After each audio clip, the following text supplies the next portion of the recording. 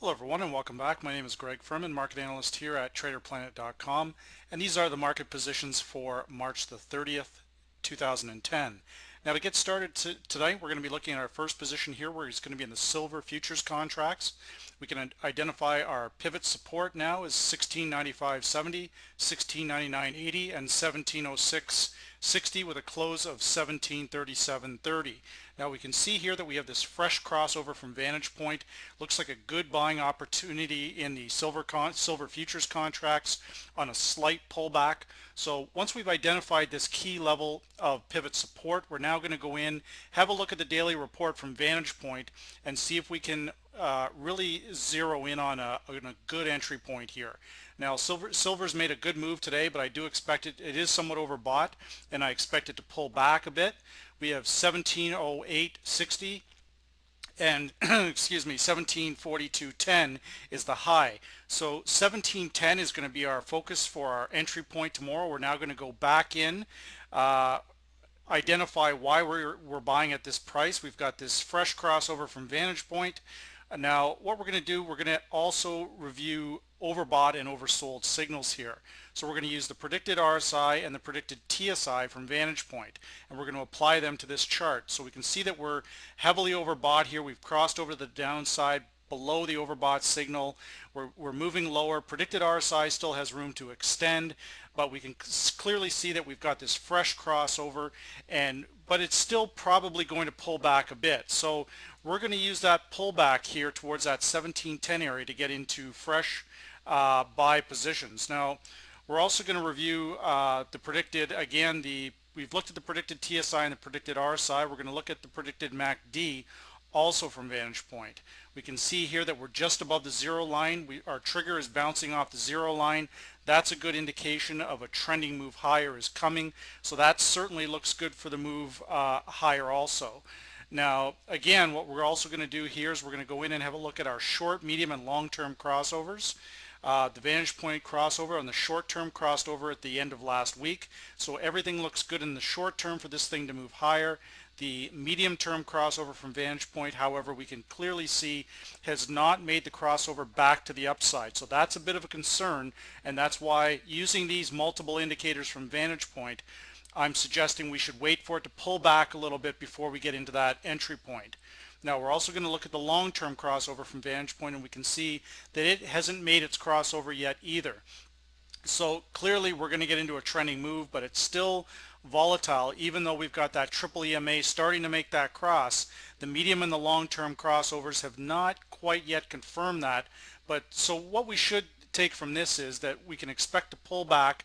You know, another thing too is that these crossovers, the medium and the long-term crossovers, were triggered by this 3-day crossing over the 8-day and the 18-day predicted moving average. Now we subsequently have the 3-day crossing back over the 8 and the 18-day, making this base around this 1695 to 1699 area a key buy area for us on a retracement lower. So that is our first position for tomorrow. Now our second position for tomorrow, we're going to be looking at the NASDAQ-100 futures contracts. Now with this, we can see we've had a very good move here from Vantage Point. The 3-day crossing over the 8-day and the 18-day predicted moving average.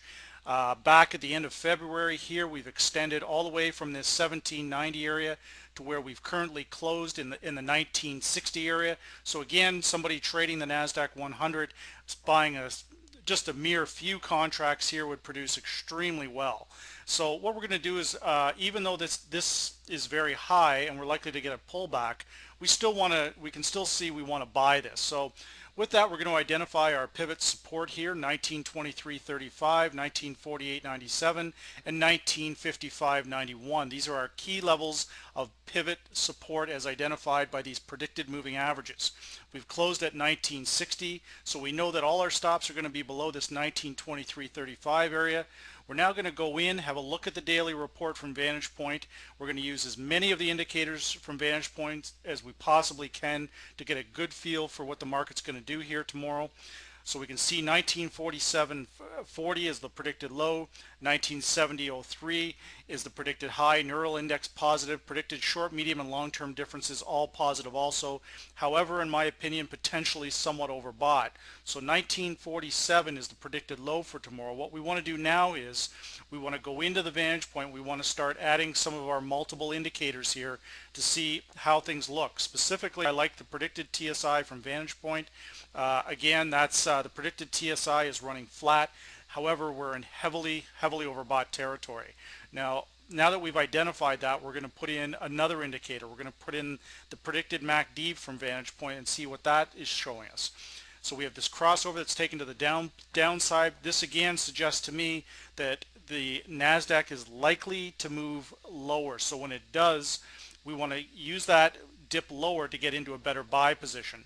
Now again, we're going to hit the predicted RSI from vantage point, see where it's sitting. Again, also confirming heavily overbought. So we can expect a pullback. So for tomorrow, what we're going to be looking at here from vantage point, we're going to be looking at a pullback, and we're going to be using our predicted moving averages and our pivot support. Now with the 1947 area as the low, this 1947 I should say, we've got this predicted 8-day moving average from vantage point sitting at 1948.97. I think we're going to hit at least that, and in fact for tomorrow I would like to see the entry point closer to the 1940 area, 1945 area, and then our stops below this 1923. I think that's very important at this particular stage. Now what we're also going to do here is we're going to put this NASDAQ up, and we're going to compare it up against the S&P 500, and just to show the high correlation we have here. Now again with this here, we're going to put the S&P 500 directly up against the NASDAQ. We can see that they're running almost side by side here. The crossover has taken place at almost the exact same time. So it's very interesting that you know, while the NASDAQ and the S&P have different stocks, the correlation is still very high. You can see that the crossover to the downside took place at the end of January, as it did on the S&P 500. Now if we were to take this one step further and add commodities to this picture, we can see excuse me, that there's also a very high correlation to these commodities. Now again, the crossover to the downside right here took place almost the exact same time it did on silver.